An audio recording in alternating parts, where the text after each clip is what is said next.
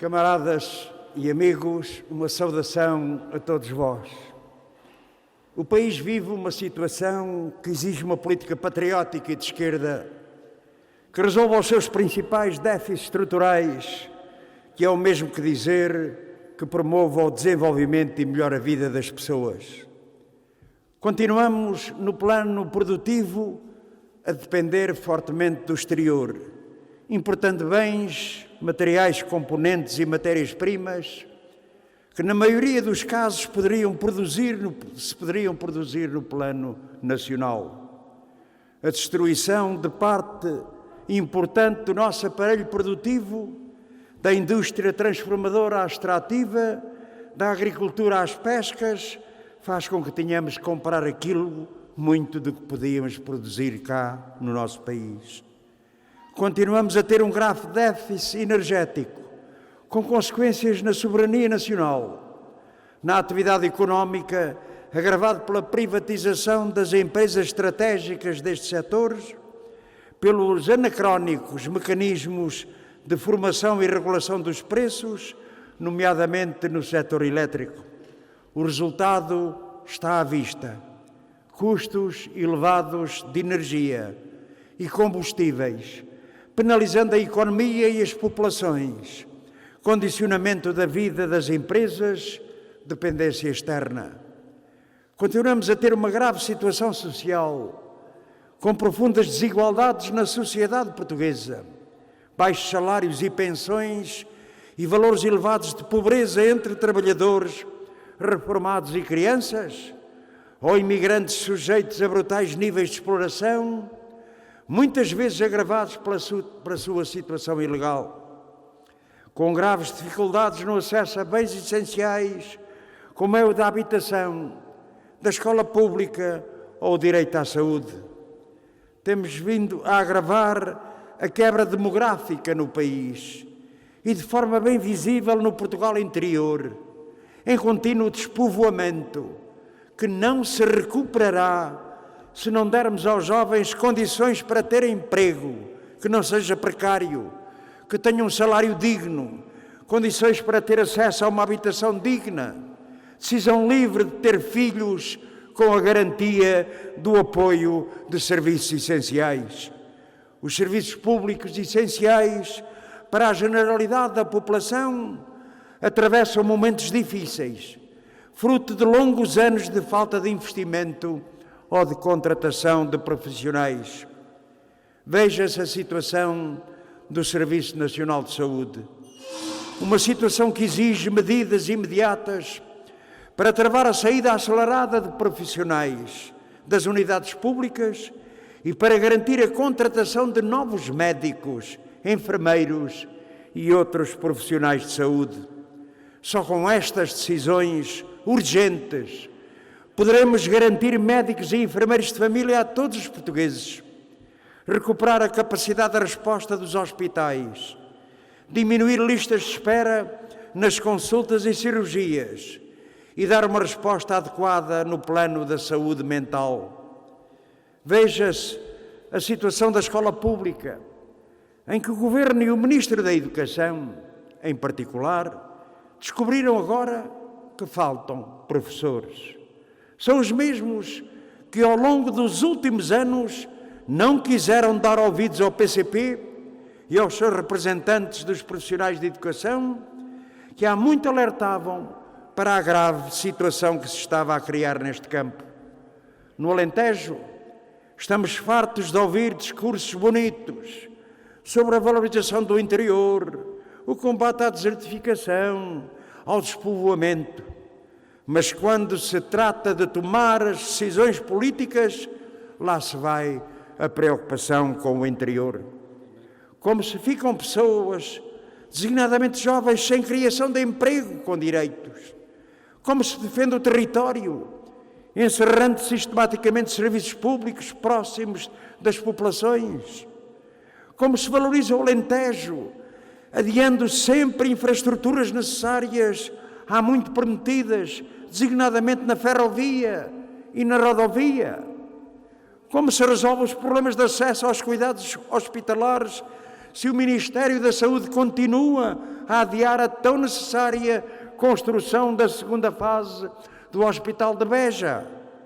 Aqui no distrito de Beja, depois de muitos anos de promessas, construiu-se o Alqueva, comprovando-se o que o PCP há muito dizia, que a constituição desta reserva estratégica da água era uma medida essencial não só para a região, mas para o país. Ela tem garantido o abastecimento de água às populações em condições mais favoráveis do que antes de existir. Mas já quanto ao seu aproveitamento agrícola, estamos longe de ter trilhado o caminho certo. Para além dos investimentos ainda necessários no reforço e na expansão da infraestrutura hidráulica, o que está a acontecer é que a capacidade produtiva acrescida criada com a albufeira do Alqueva não se traduziu no progresso para a região que seria de esperar. Desde logo, porque a par da reserva estratégica da água, não foi criada uma reserva estratégica da terra.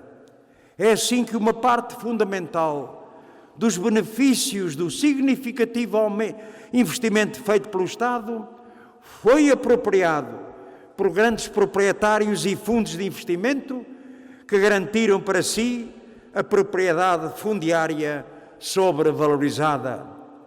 A falta de instrumentos do Estado para garantir uma correta repartição das terras e dos benefícios do regadio, bem como assegurar a diversificação das culturas no respeito pelas capacidades naturais do solo, traduz-se hoje na predominância de monoculturas de caráter intensivo, sem qualquer preocupação com as consequências ambientais futuras e utilizando em regime de exploração, sem pudor ou quaisquer direitos, milhares de trabalhadores imigrantes.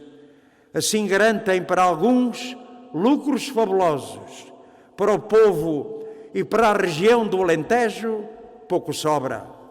O Governo tem apressado em encerrar refinarias e centrais de produção de energia elétrica, sempre em nome do ambiente e do combate às alterações climáticas e sem acautelar as consequências de decisões pouco sustentadas e precipitadas. Afinal, pouco se preocupa com as consequências ambientais da sobreexploração da terra no Alentejo. Este Governo passou os últimos anos a encher a boca com a descentralização de competências para as autarquias, que aliás não passam de transferências de encargos e pondo em causa o acesso universal a direitos que a Constituição garante. Mas em relação à regionalização, elemento decisivo para o desenvolvimento do país e em particular para a região do Alentejo, o que fez nos últimos anos foi empurrar com a barriga o problema, disfarçando com a farsa da suposta eleição pelas autarquias dos membros das CCDRs. A regionalização continua a ser uma exigência e uma necessidade do Alentejo e do país.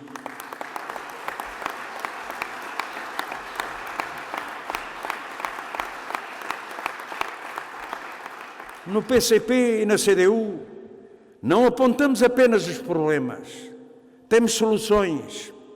E na batalha para as próximas eleições legislativas, é nesse debate que nos queremos concentrar, nas soluções para os problemas do país. Consideramos que o aumento geral dos salários é uma questão fundamental. Não é só porque é preciso melhorar a repartição da riqueza entre o trabalho e o capital.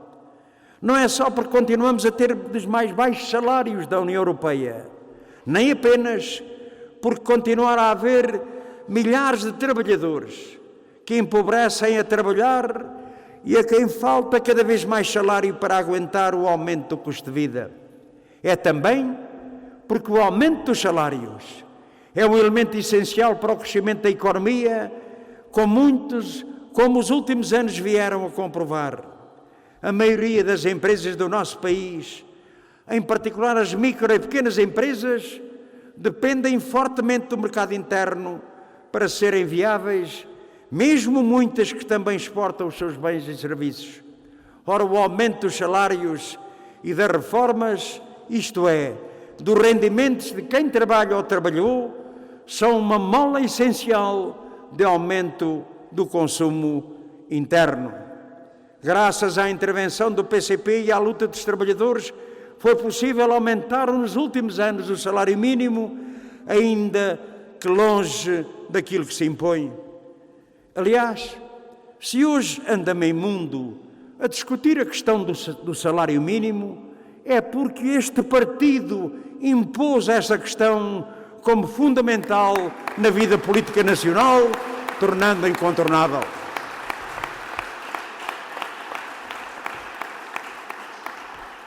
E dizer, camaradas, que o salário mínimo, a questão do salário mínimo nacional e da questão do salário médio nacional é uma questão de emergência fundamental, de emergência nacional.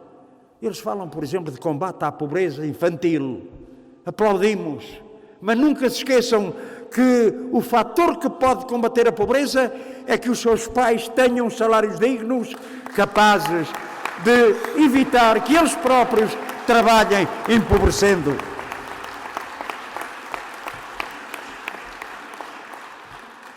Há agora uma nova velha teoria, que é que procura atribuir ao aumento do salário mínimo e das reformas a responsabilidade pelo aumento da inflação. Mas o que pressiona este aumento é, sem dúvida, o aumento dos custos dos transportes de mercadorias, dos custos energéticos, a escassez da oferta de muitos desses bens, seja por quebra de produção, seja por ação especulativa.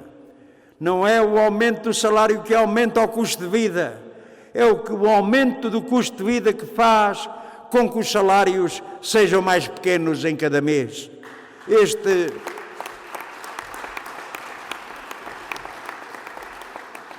Este é, portanto, um desafio decisivo, uma emergência nacional.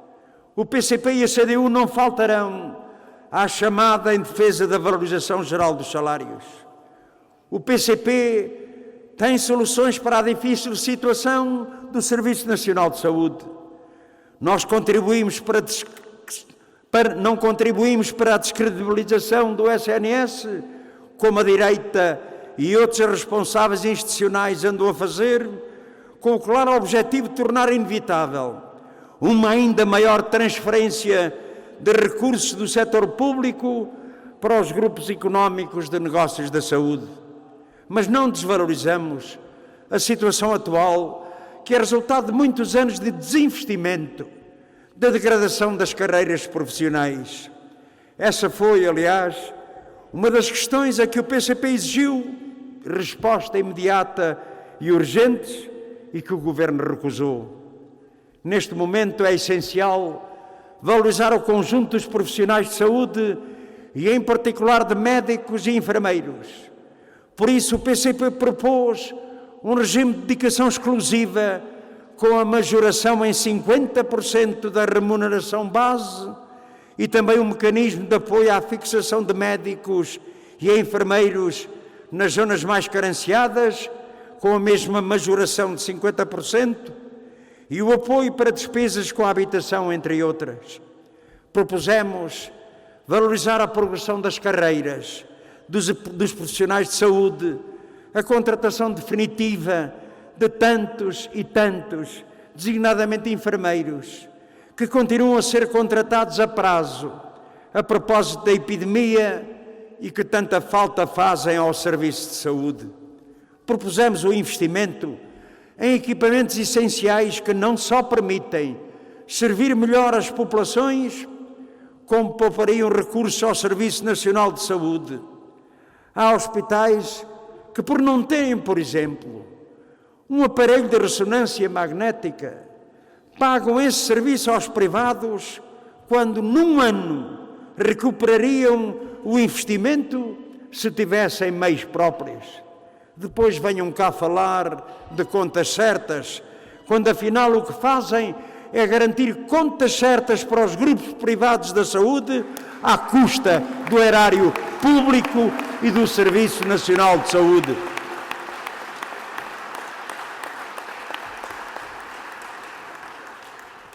PS não aceitou as nossas propostas, tal como não quis alterar as regras mais gravosas do Código do Trabalho, aprovadas pelos governos PSD e CDS, como a caducidade da contratação coletiva ou o princípio do tratamento mais favorável ao trabalhador.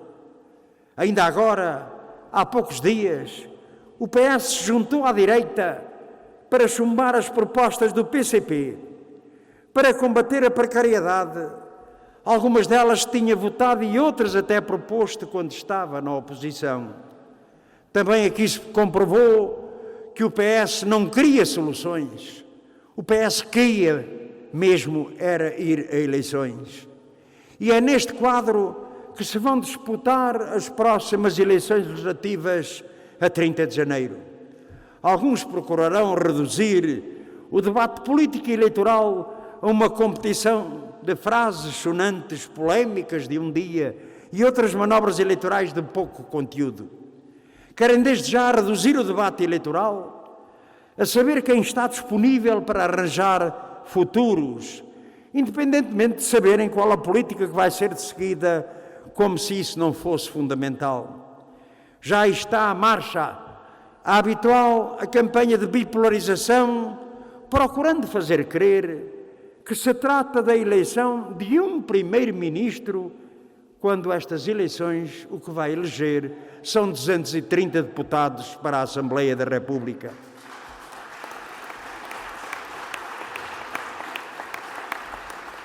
Mas como as eleições de 2015 bem provaram, o que contam é a relação de forças que se forma na Assembleia da República e não a força que elege mais deputados.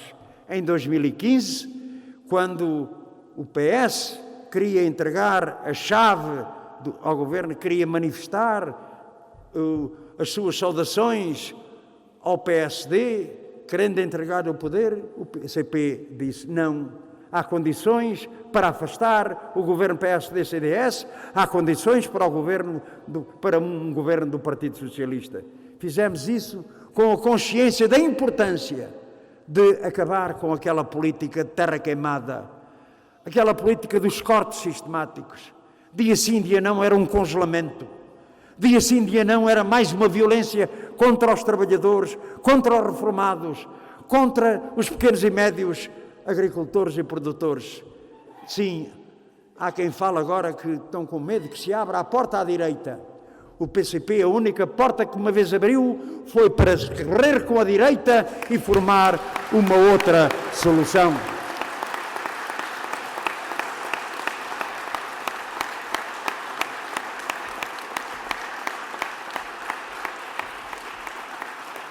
Aí está este fingimento de disputa entre PS e PSD, como se ambos não puxassem no essencial para o mesmo lado, o lado da política de direita. O que preocupa mentores e autores da política de direita é retirar ao PCP e à CDU a capacidade de influenciar decisões futuras, de impedir retrocessos e conquistar avanços. É isso mesmo que os preocupa. Camaradas e amigos, não tínhamos estas eleições como objetivo, mas vamos para elas com toda a determinação e toda a confiança. Com a confiança de quem não hesitou em 2015 com a sua iniciativa de derrotar o governo da direita em exercício. Com a confiança de quem deu expressão às reivindicações dos trabalhadores e aos anseios da população, lutando e, em alguns casos, conseguindo a eliminação dos retrocessos do tempo da Troika e do governo PSD-CDS e novos avanços para o nosso povo e para os trabalhadores. Foi esta intervenção que obrigou ao aumento do salário mínimo nacional e das pensões de reforma, que recuperou o 13º mês de reformados que estava em causa, que alcançou a gratuitidade dos manuais escolares, as creches gratuitas para todas as crianças, o passe social intermodal, que garantiu o salário completo aos trabalhadores na situação de layoff e aumentou a proteção do desemprego em tempos de pandemia. Contem connosco para avançar. Não contem connosco para tomar as medidas da política de direita, as medidas para fingir que não existem os problemas estruturais que afetam o nosso desenvolvimento. É porque muitos do que tanto falam de possíveis acordos, putativas convergências e outros arranjos, fogem a falar dos conteúdos concretos das políticas e escapam-se a explicar as soluções que têm para os problemas do país. Nestas eleições, o voto na CDU é como uma vacina. É a mais eficaz vacina política para impedir essa doença terrível.